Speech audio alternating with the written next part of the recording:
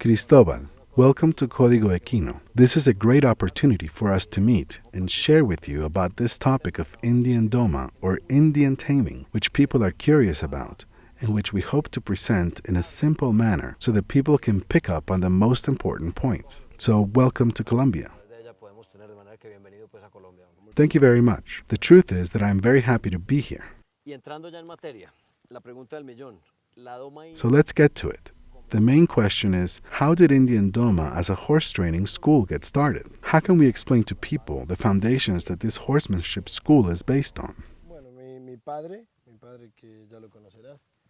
Well, my father, whom you will meet later, he was practically raised by an old indigenous man on our land, and for many years he taught my dad many aspects of our indigenous culture, and among those teachings, and which for my dad were important, or rather, what interested him the most, was their way of training horses. And my father called this technique Indian Doma, or Indian horsemanship, as a way of honoring that tradition.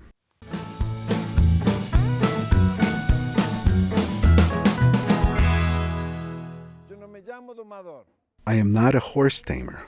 I want to be called a horse that establishes a hierarchy so that I can engage with him. And this hierarchy will allow me to protect him and educate him. Protect him how? Absence of pain. But I also present demands and limits. This is what she needs, what you and everyone else needs.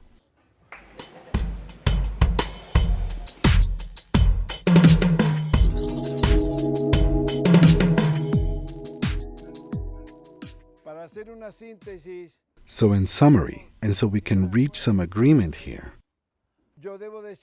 I should say that a horse, a wild colt, contains two factors that add up and are bad for us but good for them: fear and tickling response.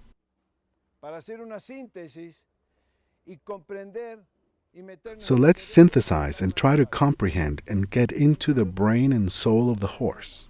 We need to comprehend them, which is not the same as mere understanding. For me, to comprehend is to make a commitment to explore your soul, your hopes, your fears, and your goals.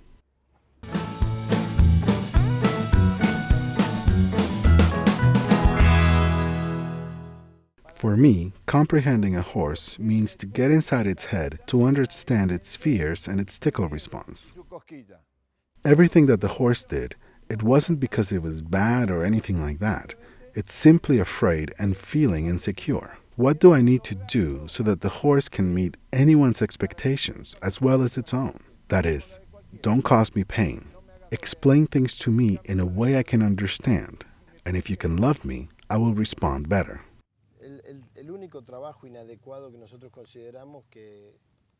The only work that we consider inadequate is that which is badly done. And it's done badly because of a lack of time or lack of foresight. No matter the age of the colt, you can apply a constructive criteria and socialize the colt to some extent before he receives any type of assistance from a vet, a farrier, or a trainer. What we propose to accomplish through Indian Doma, its exercises, and its philosophy is to socialize the colt, to tame it, so we can later shoe him, draw blood, mount him, and train him.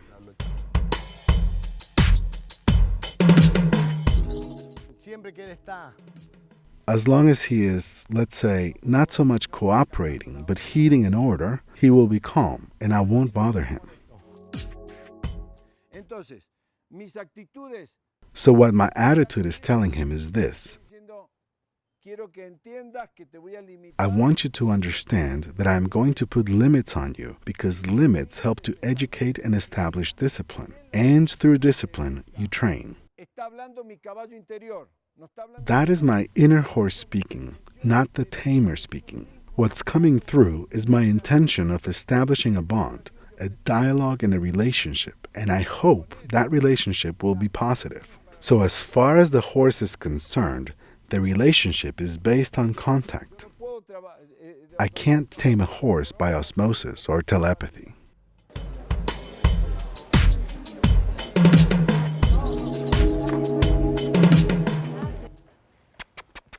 There's fear. More fear.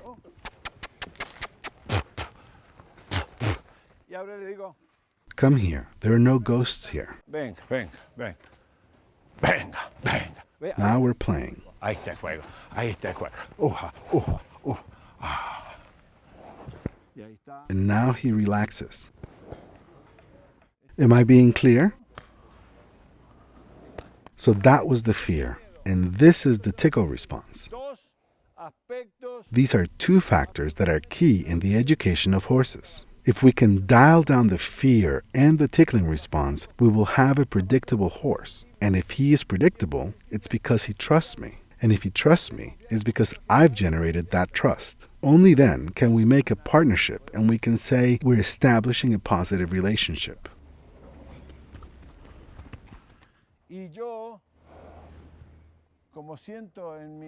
And I, as I'm being attracted by this horse, I use my legs the way they use them.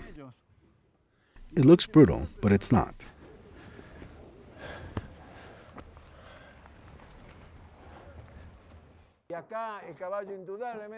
And right now, this horse, Cipriano, is trusting me. Está confiando. It's not so hard for one animal to trust another animal. It's difficult for an animal to trust a dominating human. I show him my unconditional love so that he can later, through understanding, give me all of his talents for me to enjoy, together, in a positive and understanding relationship with no aggression.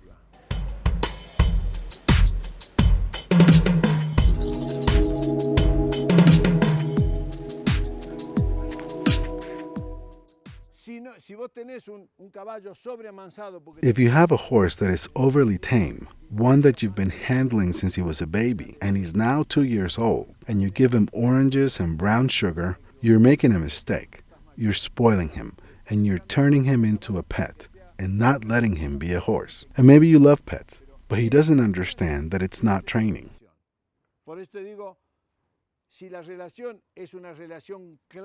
That's why I say the relationship should be clear, impartial, and fair.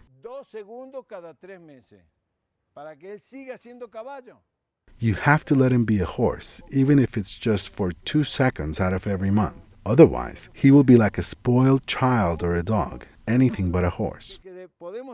It's clear that we have a relationship, but that relationship does not have to be a symbiotic or possessive relationship.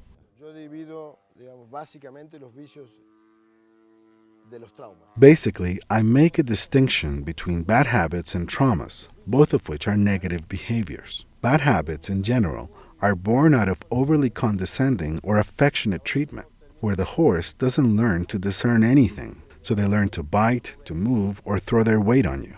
It's a horse that is, quote, so well treated that it does not recognize any type of hierarchy.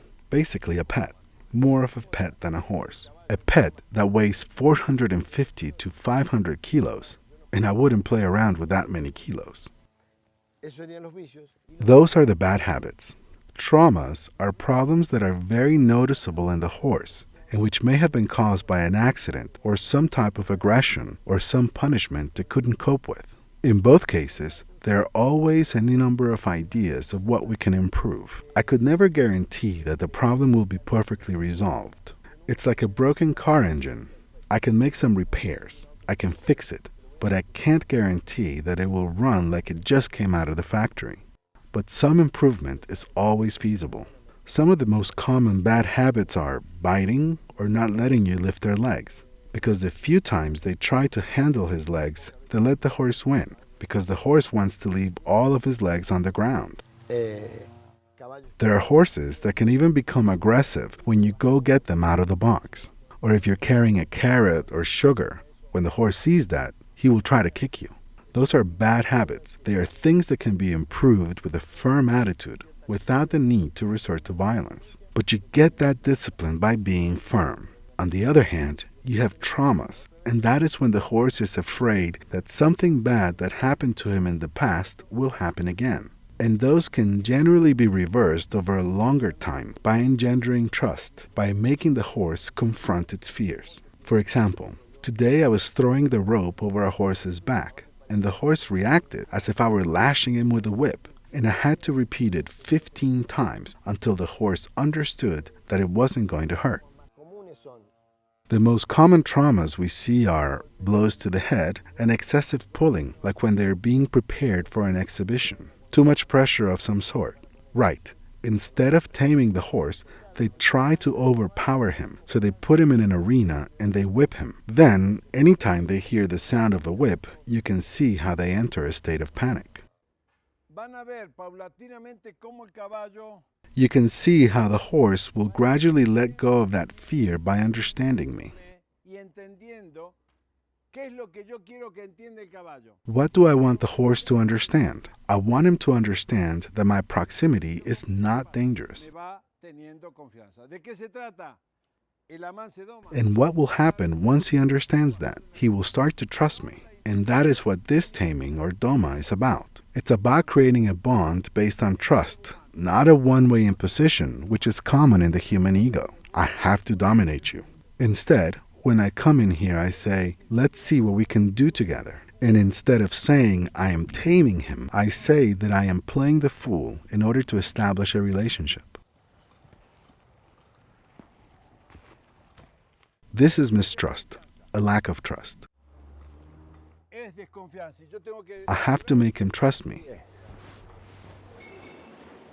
And for him to trust me, I have to speak his language, which is this.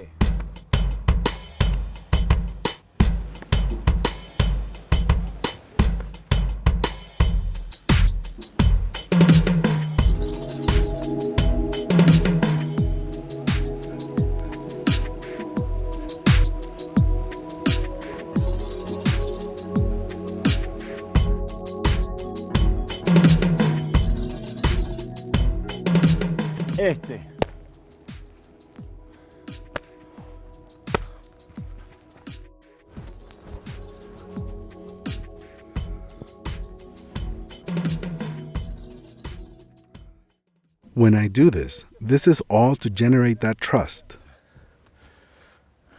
This is all part of a language that they have. Generate trust in order to do this.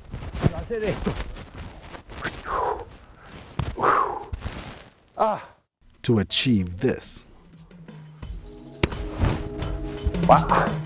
These are all gestures that they make towards other horses.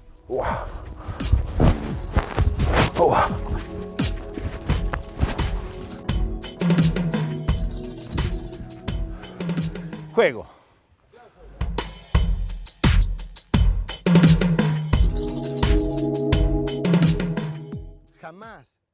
Jamás voy a provocarle dolor. Jamás van a hacer de mí. I will never, ever cause him pain. I will never intentionally punish him with the intent to hurt him.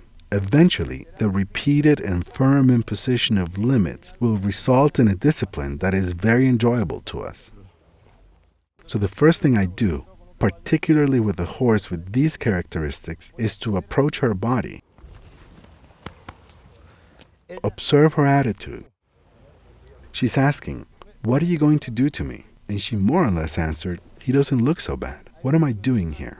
What am I doing? I am treating her like an animal. I don't care if she's mixed breed or from such and such lineage, or if her father was champion, or if her mother was important, or if she's the worst mare in the pasture. I don't care. What interests me is that they brought her for me to educate her. And this being deserves the same respect, whether she's worth $1 or $1 million. It's all the same."